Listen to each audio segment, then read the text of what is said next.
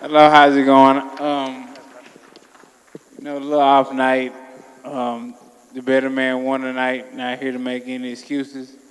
Definitely did his thing. My time was off, and I couldn't capitalize on a couple of things, and his time was a lot better than mine tonight. Turn it over to the media for questions for Errol Spence Jr. Raise your hand and wait until you get the microphone. Ray, back here. Hey, Errol. Andreas here from the Sporting News.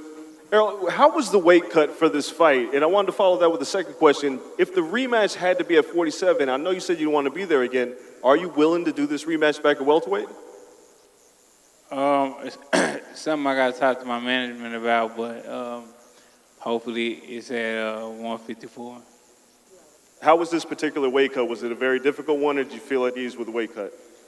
I mean, it's always difficult, but, like I said, I don't make any excuses. The better man won tonight. One last question. What about Terence surprised you the most? Was it his timing, his power? What surprised you? Nothing really surprised me. He was just like I thought. It's just my timing wasn't good today. Questions for Errol Spence Jr.? Hey, Errol, Keith Heideck from BoxingScene.com. What do you attribute your timing not being there to? Did you feel off physically or anything, or what was wrong in the fight? Yeah, I felt a little off physically, but most times I get through it. So, I thought it was gonna be just like the other times, but I couldn't kick it up a notch. Errol, Sam Gordon here with the Las Vegas Review-Journal. How would you contextualize or describe Terence's power, and when did you really get a feel for it for the first time tonight? I got a feel for his power, probably like first, second round. He's a strong dude, but everybody at this top level have some type of power. But I think because my time was out, he was catching me in between shots. Errol, Kevin Iole from Yahoo Sports. My question would be, your face was swelling up really badly. Were you having difficulty seeing as the fight progressed? No, I wasn't having difficulty seeing it at all. I'm sorry. I said no, I didn't have difficulty seeing it at all. Okay. And then lastly, did you feel when the fight started, did you feel good, or did you feel like it was, maybe one of those nights? I felt cool. I thought, I could definitely do enough to win the fight, but I felt good. And like I said, I'm not here to make any excuses. I'm a grown man. I decided to agree to the weight and get down to it, and that's what I did. So take no excuses. Hats off to the champion tonight. All right. Errol, straight back. Dan Rafael from Big Fight Weekend. I wanted to know, I know it's only a few minutes removed from the end of the fight. How do you think you're going to deal with this going forward, tomorrow, next week? Are you the kind of guy that's going to just bad night, shake it off, and all is good, or are you going to, stew over this for a while and it's going to hurt bad? Nah, I'm not going to stew over it at all. I did what I was supposed to do, regardless of the outcome or anything like that. Like I said, I was going to do something, and I promised everybody I was going to do it. So I did it as a man. I stood up on my word. So I'm definitely not going to sulk over this. I'm going to get right back and get to it, hopefully at 154 pounds. And Errol, even though, we know how big of a fight this was. Everybody talked about the historical significance of this fight all through the build-up, all for the last several years as we waited for it to happen. I wonder, it's happened. You go on the losing side of this one. Does it at least give you some solace to know that you gave the boxing public something that they had wanted for so long, even though obviously it didn't go your way? Definitely. It was exciting, the whole build up to it and leading up to it too. So it's something that I wouldn't change for nothing, and I'm definitely open to the rematch, and hopefully it'll be at 154 pounds. Hey, thanks a lot, guys. Morgan Campbell from the New York Times. This question is for Derek or for Errol. once Bud won a couple rounds and he started to get the momentum, what types of tactical adjustments did you guys want to be able to make? So just really kind of like do our best to take away what he was doing instead of kind of standing in front of him. But I think that Errol, like you can notice, well, I can notice his time was off really bad, and he was standing in front of him. So I think that that's kind of was the thing. It was just the timing.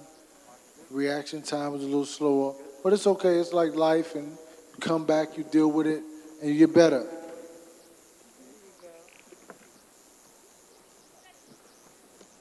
Hi, Errol. Dan Matthews from the Daily Mail. I just wondered what you saw in the performance tonight that gives you confidence that in a rematch at 154 pounds that the result would be any different. Who are you talking to? Errol.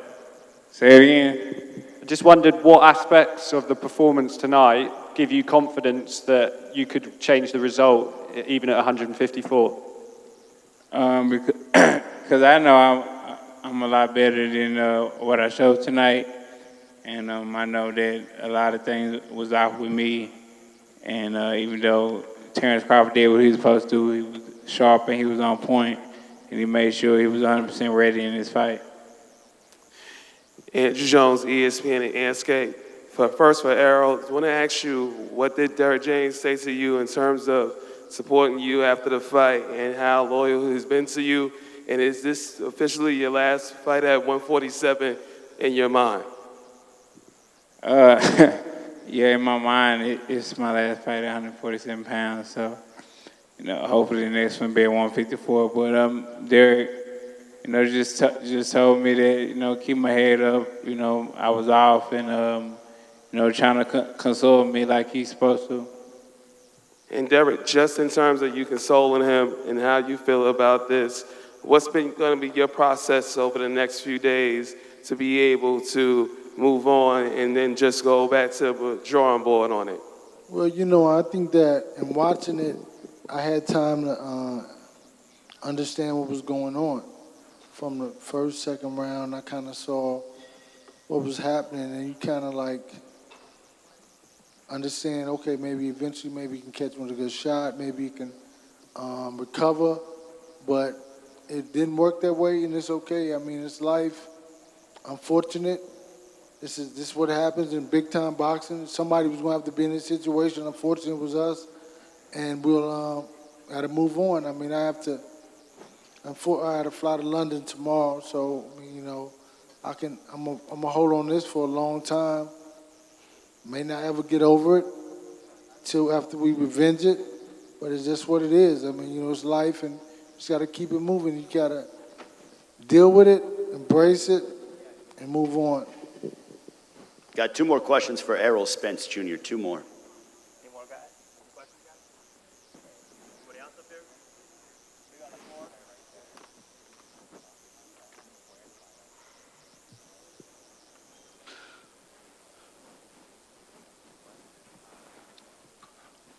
Marcus Hayes, Fight Hub TV. This question is for Derek James first. Coach Derek, I want to ask you, we haven't seen Errol take as much punishment as he did tonight. Was there ever a point where you thought about stepping in and stopping the bout? I just wanted to make sure he was okay, right? I saw him get hit with the big shots, but I think that you can see, for me, I see his legs was a little off, but I really wasn't. But then you think about it, the doctor's right there with me, and we're talking back and forth, and they're looking at him, and I'm looking at the doctors, and we're talking. So it's like, not really, but you just never know. And Errol, we saw you go down a couple of times. When you felt Terence's power, particularly in the second knockdown, when you got up, what was going through your mind at that time? Shit, just fight back. I mean, what you mean was going through my mind at the time? It's a boxing match, so, I was trying to block the shots he was throwing and come back with shots, but, nothing really was going through my mind. It was just, the same stuff. Last question.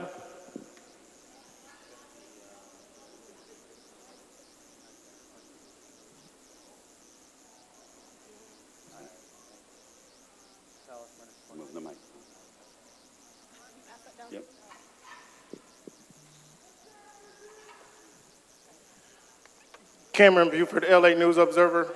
Errol Spence, would you talk to us about what Terence Crawford said to you after the fight?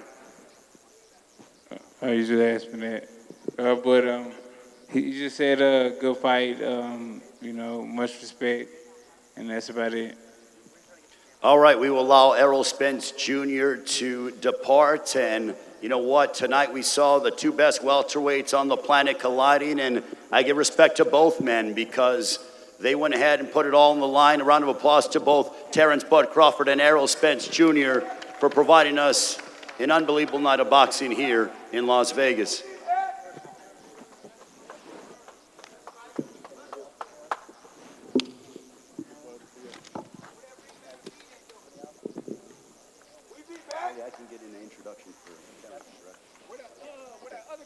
All right, ladies and gentlemen, now I want to bring up, he is the first male boxer to be undisputed champion in 2 divisions. For the first time in the 4-belt era, there is an undisputed welterweight champion of the world.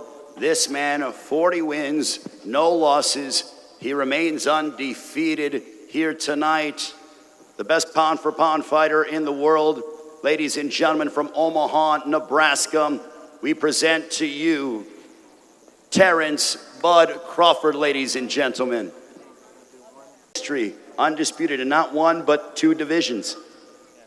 Like I said before, this meant everything to me.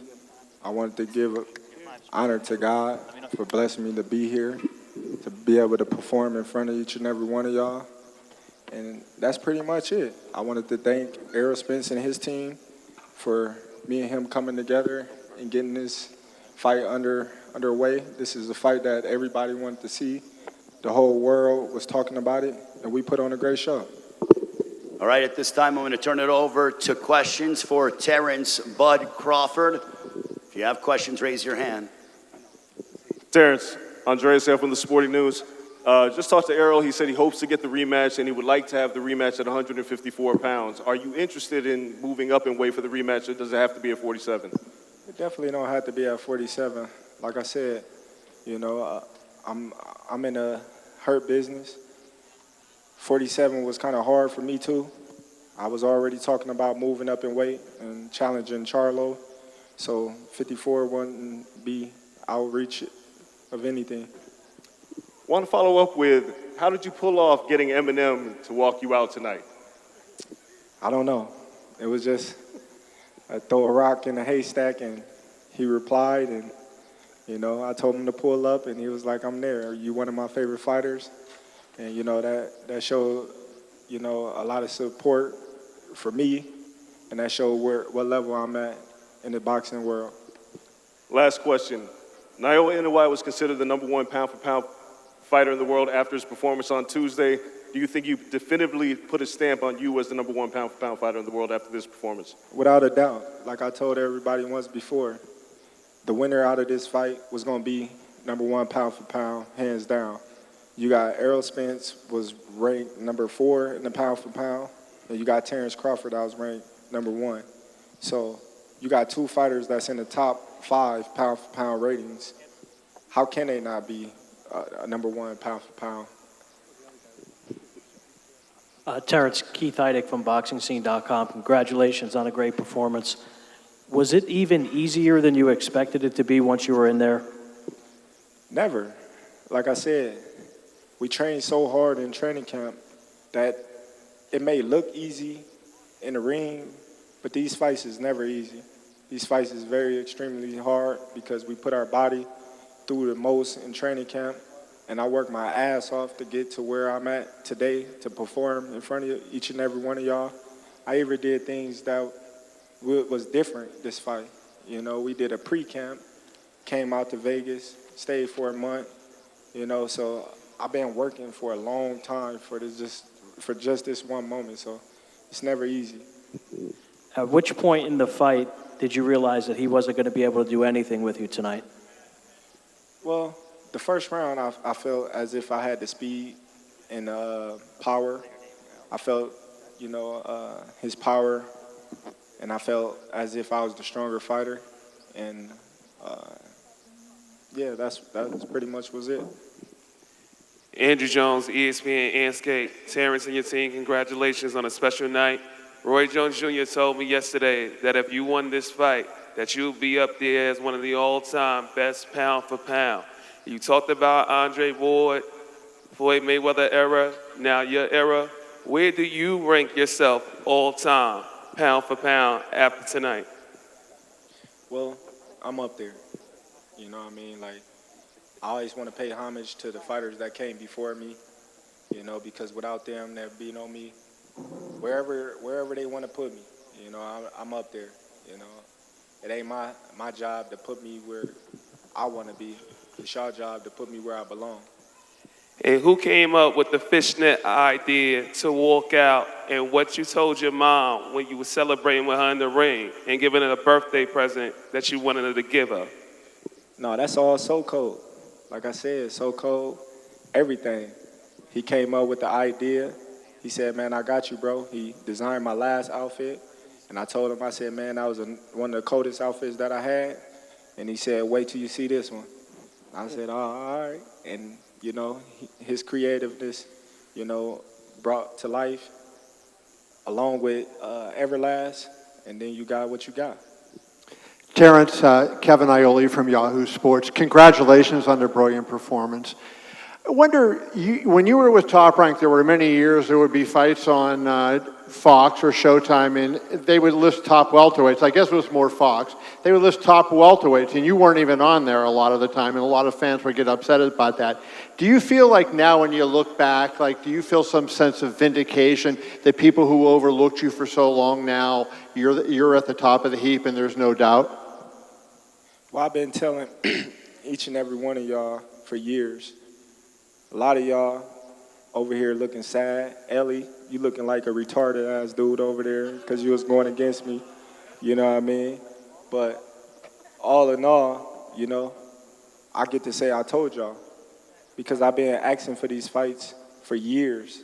And y'all been saying, oh, he's too small. He's going to get this. He's going to get broken. And each and every time that I step up, I proved y'all wrong. Each time. So, you know what I mean?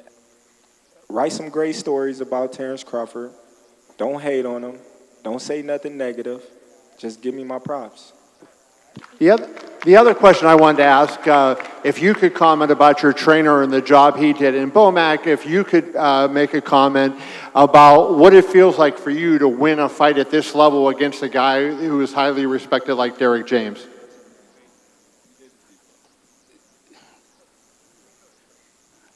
Well, I just look at it like this, man. I just look at all the training that we put in, all the months that we put in, and I wasn't never worried. And as far as going up against Derek James, it's an honor. It's an honor. He's it was last year or year before last trainer of the year, and you know, they never really gave us our props. You know, the writers, the reporters, all the websites. So, I mean, I'm just glad. You know, it hasn't sunk in yet, but it will here pretty soon. To me, I just look at it like it's another day, you know. And you also got to give props out to the whole team. You got Saul Dieguez right here. You got Red Spike. Come on, we're up here, Red. You got Bernie the Boxer. You even got Steve So-Called Nelson. You know what I'm saying? He helps out a lot. You know, he sometimes he see what we don't see. You got Chet. Chet, raise your hand. Chet, the strength and condition coach. Where Ashley at? There go Ashley right there. She's another strength and condition coach. We got chefs. We got dietitians. We got everything. It's a team effort. It ain't all about me getting my flowers. If you're going to give me my flowers, you're going to give the whole team the flowers. Terence, Colin McGuigan for IFL TV. When I've interviewed you before, you've spoke about the moment in your career that you thought was the best, and that was against Ricky Burns. Does tonight eclipse that moment?